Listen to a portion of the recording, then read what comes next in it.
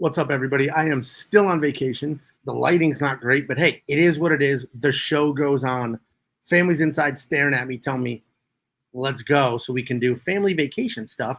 But I'm here. Let's do the DraftKings breakdown. I'm going to walk through some of the better plays, the who's not worth the money, who may be worth the money. We'll walk through all that. Weigh-ins have not happened yet. And sorry about that, but frankly, my wife will cut my thing off in my sleep if I say, yeah, give me 4 or 5 hours, then let me film, and then we can start our day. So that's just not going to happen. I'm going to walk through these picks. You let me know down below what you're thinking, and then you could always take this conversation over to our Discord channel, link in the description. I've sorted this top to bottom as we normally do.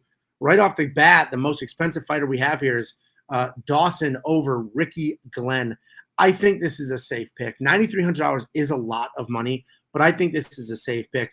If we look at some of the points he scored in the past, look at the takedowns. 6 against Erosa. Granted, that was a few years ago, but 6 against Erosa, 3 against Trezano, 2 against Minner, 2 against Narimani, and only 1 against Santos. But there was a stoppage there. So he is good for a ton of takedowns. He is good to put up some solid points, control time, get some strikes in.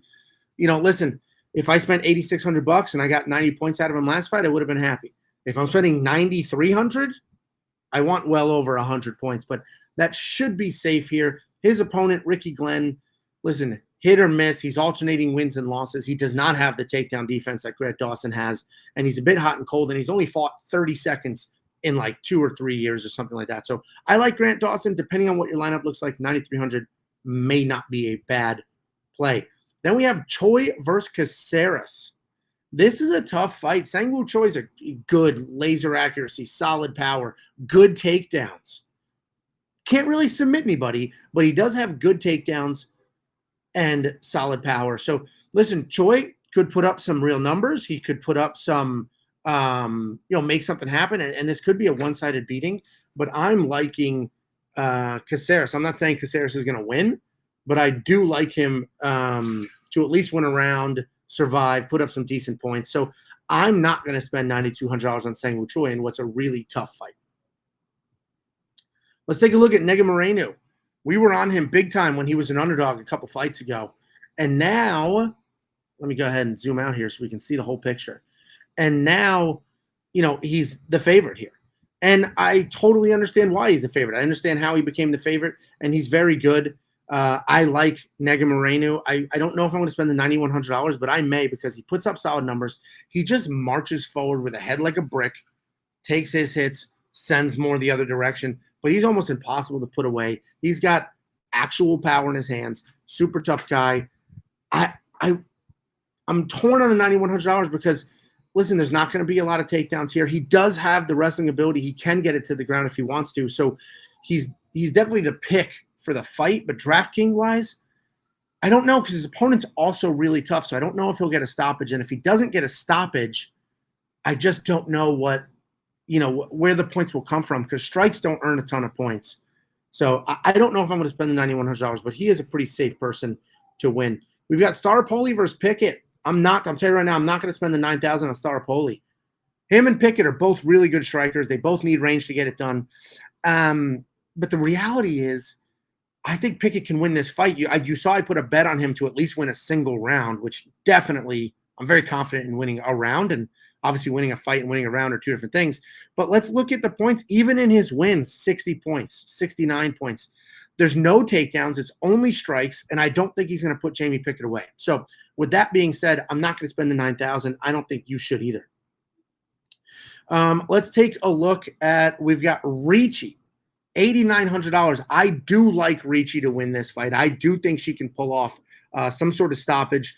Listen, don't look at what you see here because her UFC debut was against Manon Ferrot, who we now know is an absolute savage. So tough outing in her first go, but this is sort of a gimme type fight. I think the UFC is like, here you go. Here, you're exciting to watch. You've got some skills. You're attractive. You're marketable. Here's somebody that you can beat, get that nice win, and then we'll go from there. So $8,900, I do think she's worth it. I do think there's some value there for sure. We have Jai Herbert and Cama Worthy. So listen, I think this is a tough one, man. Pick a side. If you think Jai Herbert wins, put him in your lineup. If you think Cam Worthy wins, put him in your lineup. There will be a stoppage here. One of these guys is going to finish the other one. I don't know when. That's why I didn't bet on the round line, because the round line was tough. But this fight's not going to go to a decision. Whoever wins is going to put up some good points. So pick your side. Jai Herbert should win, right? He's got the range. He's got the movement. But Cam Worthy's got so much power. Such a tough guy. It's such a tough pick. Pick your side. Both of them are priced well. So whatever side you're on, you'll be happy with the points that you get if you hit it. Jeff Molina over Da Silva. Quick note, Da Silva and Caserta are the same person. I don't know why the last name's swapping around. It is the same person. Daniel Caserta, Da Silva, exact same person. And listen, this is a tough fight. This is an interesting fight. I like, it's another one where sort of pick your side, right? I have his opponent. I have Lacerda, Da Silva, whatever the hell last name DraftKings is using. But I have the other side of this. It is his UFC debut. But, yeah, Jeff Molina is a good striker. He's tough. He has no problem getting into a war. He uses kicks really well. I'm not on this side. But, again, once we start getting to these mid-8,000s, if that's the side you're on, then there's good value there. Let's go to the bottom. Let's see some of these less expensive fighters. Ricky Glenn. Listen, he's got power for days. He showed it in his last fight. Anything's possible, but I just do not see him winning a fight here. I just don't see how he's going to win this fight. He's not going to defend the takedowns. He definitely has power, but not more power than Grant has every other skill. Caceres, great value at $7,000. Great. First of all, I think he can win the fight. Second of all, he can put up some decent numbers. I absolutely think he gets this done. And look at what he's done in these past wins. 68. Actually, that's not fantastic, but 94 significant strikes. So I think Alex Caceres can get this done. He's busy.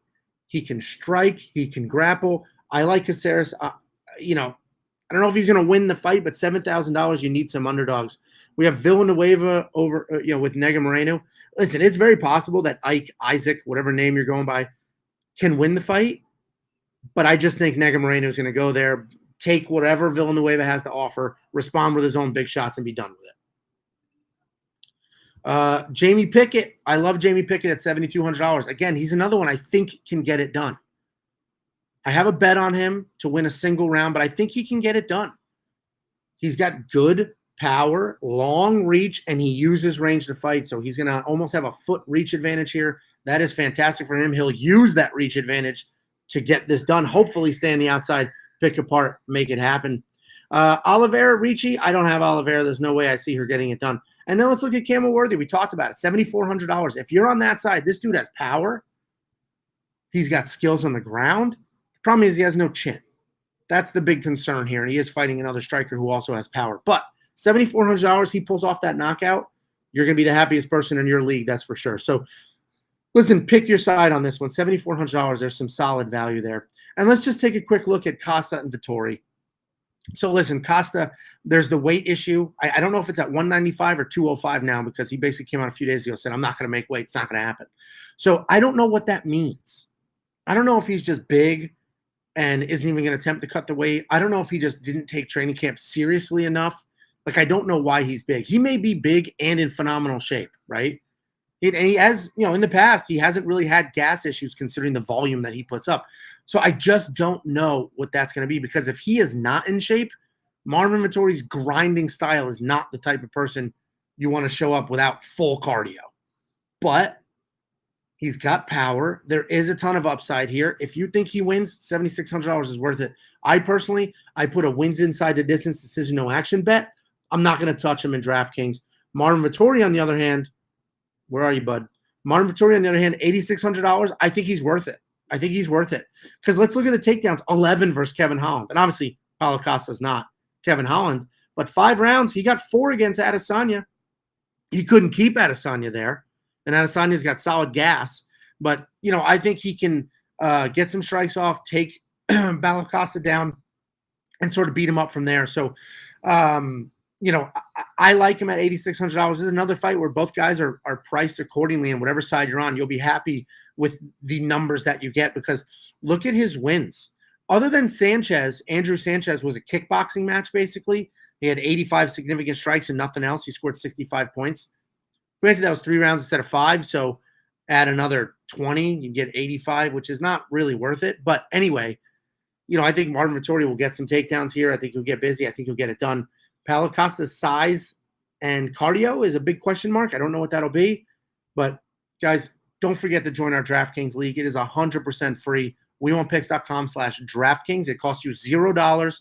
If you're a subscriber and you win the free league, I'll send you $15 Cash App, Venmo, however you want it. If you're a member, there's a join button under this video. If you're a member, I'll send you $30.